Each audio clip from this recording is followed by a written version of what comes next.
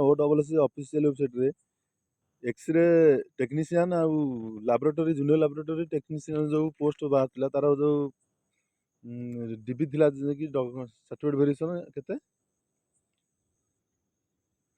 12/1/24 ଯେଉଁ ପିଲାମାନେ certificate verification କରିଥିଲେ ତାଙ୍କର ଫାଇନାଲ୍ ମେରିଟ୍ ଲିଷ୍ଟ ଆସିଯାଇଛି।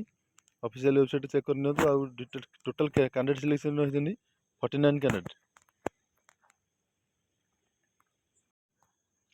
ଟୋଟାଲ୍ 49 କ୍ୟାଣ୍ଡିଡେଟ୍ ସିଲେକ୍ସନ୍ ହୋଇଛନ୍ତି, ଯେ କି x-ray technician junior laboratory technician ମିଶିକି male female total 49 candidate selection ହୋଇଛନ୍ତି।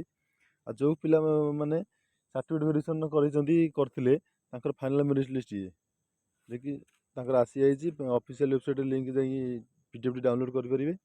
ଡିଟେଲ୍ସ ଦେଖନ୍ତୁ, ନାଁ ବି ଅଛି ସମସ୍ତଙ୍କର, ରୋଲ୍ ନମ୍ବର, ନାଁ, ନେମ୍ ଅଛି, ଜେଣ୍ଡର ଅଛି, କାଟେଗୋରୀ, ଆଉ କେଉଁ ଏଥିରେ ସେ ପାଇଲେ ସିଲେକ୍ସନ୍ ହେଲେ। ଚାଲନ୍ତୁ ଦେଖିବା ଏକ୍ସରେ ଟେକ୍ନିସିଆନ୍ ଆଉ ଜୁନିୟର ଲାବୋରେଟୋରୀ ଟେକ୍ନିସିଆନ୍ର କଟ୍ ଅଫ୍ ସିଲେକ୍ସନ୍ କେତେ ହେଇଛି 200 ମାର୍କରୁ। ଫାର୍ଷ୍ଟ ଏକ୍ସରେ ଟେକ୍ନିସିଆନ୍ ଯାଇଛି 169 UR, 169 UR ଓମେନ୍ ବି ଯାଇଛି। SCBC ଯେହେତୁ ନାହିଁ ତାଙ୍କର କିଛି ନାହିଁ। ST ଯାଇଛି 147.5 ଯାଇଛି।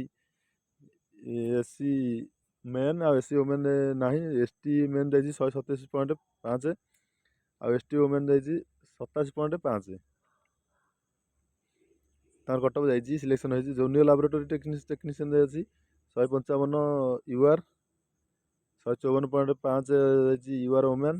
SCBC ଅଛି 153, SC ଅଛି 146.5, SC ଓମେନ୍ ଅଛି 132, ST ଓମେନ୍ ଅଛି ST ଅଛି 130.5, ST ଓମେନ୍ ଅଛି 125। ଦେଖିଲ ତ ଯେଉଁମାନେ କ୍ୟାଣ୍ଡିଡେଟ୍ ସାର୍ଟିଫିକେଟ୍ ଭେରିଫିକେସନ୍ କରିଥିଲେ